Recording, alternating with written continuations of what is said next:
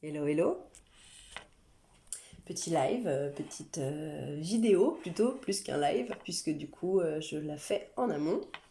Nouveauté, j'ai décidé de nous faire des petites capsules en relation avec les soins collectifs sur les zones erronées.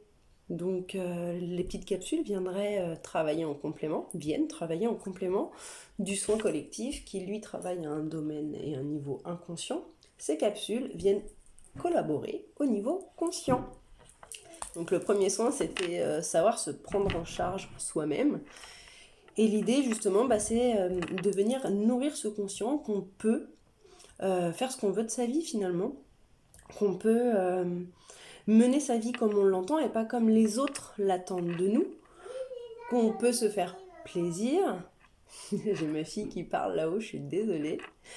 Et que voilà, et qu'on n'a pas besoin forcément de remplir les critères et les vases des autres. Donc voilà, donc finalement on va venir travailler sur différents niveaux, on va se rendre compte que il y a plusieurs paliers qui nous aident à reprendre le pouvoir de notre vie. Déjà le bonheur aujourd'hui est souvent synonyme de quotient intellectuel, d'intelligence. Dès qu'on est petit, on nous invite toujours à être intelligent, à être compétitif, à nous dire bah voilà, plus tu feras d'études, plus tu seras heureux, plus tu auras de chance en tout cas d'être heureux. Et en fait, l'intelligence ne fait pas le bonheur. C'est pas vrai. C'est pas vrai parce que c'est pas une jauge d'accomplissement de soi. Ce qui, euh, Ce qui nous rend heureux, c'est faire ce qu'on aime. Et c'est pas forcément être intelligent, savoir compter plus vite que les autres, savoir compter mieux que les autres.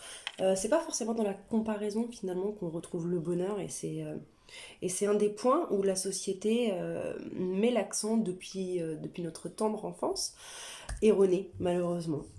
Donc l'idée, c'est de venir déconstruire tout ça.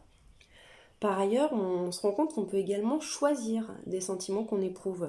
C'est-à-dire que pareil, dans notre éducation, dans notre société, on- tout nous pousse à croire qu'on n'est pas responsable de nos sentiments, que c'est jamais de notre faute, ou pas souvent.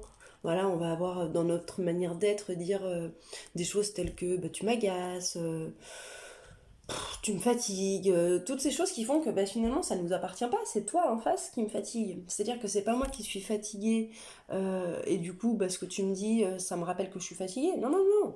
Depuis enfant, on vous dit ne vous faites pas confiance, hein, c'est l'autre en face qui sait mieux que vous. Donc c'est l'autre qui vous atteint, c'est l'autre qui se vous responsabilise. Donc c'est l'autre qui vous agace.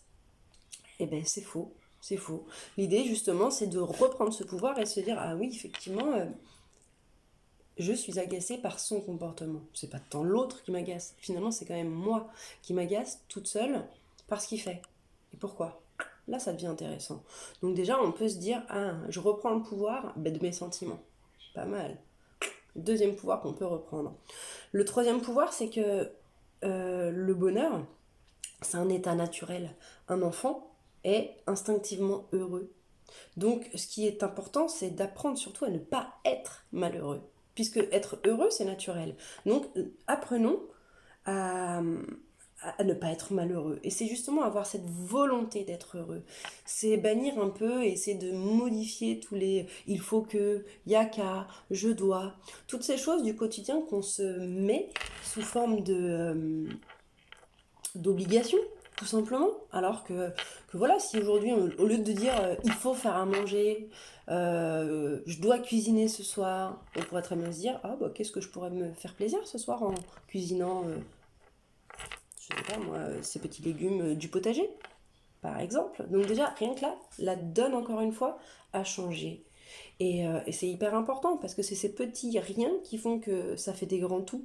C'est ces petits pas qui font qu'on monte les échelles. C'est euh, c'est c'est ça qui fait qu'on arrive à se reprendre soi-même en charge.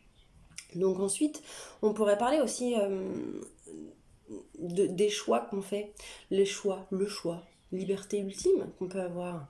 Nous sommes la conséquence de nos choix. Donc en fait, aujourd'hui, on peut se rendre compte, par exemple, je sais pas, qu'on est dans la voiture, on a mis le GPS pour aller à telle destination et le GPS nous plante en pleine pampa. Super, youpi, vive le GPS et la technologie. bah, j'ai le choix de m'énerver contre ce GPS, le défoncer et le jeter par la fenêtre, ou bien bah, juste poser, réfléchir et me dire bon bah voilà, ok, très bien, qu'est-ce que je peux faire? Puisqu'au final, bah, le GPS, il a décidé de planter, il a décidé de planter, qu'est-ce qu'on fait? Et voilà. Et là déjà, on est dans une autre démarche. On reprend encore une fois une manière de se réapproprier notre vie et notre pouvoir. Donc finalement, ça nous amène toujours à nous reconnecter à cet instant présent. Ok, là j'ai un problème de GPS, qu'est-ce que je fais? Comment? Ok, l'instant présent, c'est gérer la problématique, entre autres. Vivre pleinement ce qui se passe. Et ça amène à un autre point. On est dans une société, pareil, toujours, on a tendance à sacrifier le présent pour le futur. Eh ben oui, faites des économies pour demain, au cas où il y a une cacahuète. Préparez votre retraite, puisque de toute façon, vous n'aurez pas de retraite. Donc en fait, on se rend compte qu'au final, on est tout le temps en train de préparer le futur. Et on n'est jamais dans le présent. On n'est jamais dans l'accueil de ce qui se passe. Et ce qui est chouette aussi, c'est tous ces enfants qu'on peut avoir autour de nous, qu'ils soient nôtres ou pas, hein, eux nous ramènent directement dans l'instant. Eux nous apprennent justement à nous reconnecter à cet instant en se disant ah, la fleur est belle, maman, regarde. Oh, il pleut dehors. Il me faut mon parapluie. Donc tous ces petits moments peuvent nous accompagner à toujours nous recentrer, nous accompagner à toujours reprendre notre pouvoir. On y revient. Hein. Une autre chose importante, c'est qu'aujourd'hui, euh, on oublie de s'épanouir. On oublie de s'épanouir. S'épanouir, c'est être vivant. S'épanouir, c'est se faire plaisir.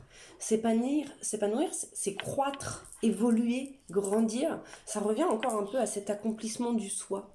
Et oui, ce qu'on aime, ce qui nous fait vibrer. Quand on réfléchit, quand on regarde, je sais pas moi, au microscope, un caillou, il reste un peu inerte. Forcément, c'est pas vivant le caillou. Il demande pas à croître. Une fleur, elle bouge, elle grandit, elle explose, elle, elle se développe. Et ça, c'est hyper important. C'est ce qui fait la différence entre le vivant et le mort. S'épanouir, c'est être vivant. Vous regardez la différence entre une fleur morte et une fleur vivante, bah, la fleur morte ne fait plus rien, ne bouge plus, ne croît plus. Enfin, disons, elle ne se développe plus, au contraire, elle se meurt, elle s'éteint. Alors que la fleur vivante, elle, continue de pousser, continue de s'épanouir. Et c'est tout ce qui fait que nous sommes vivants.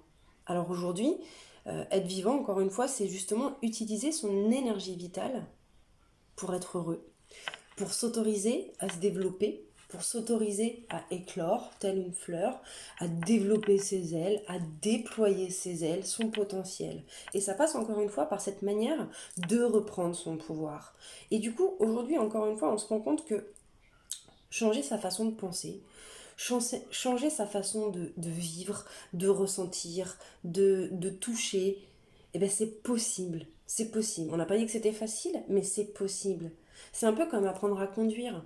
Apprendre à conduire, de prime abord, ça nous paraît difficile. C'est compliqué. Il y a trois pétales. On a que trois pédales. On passe de fleurs à pédales.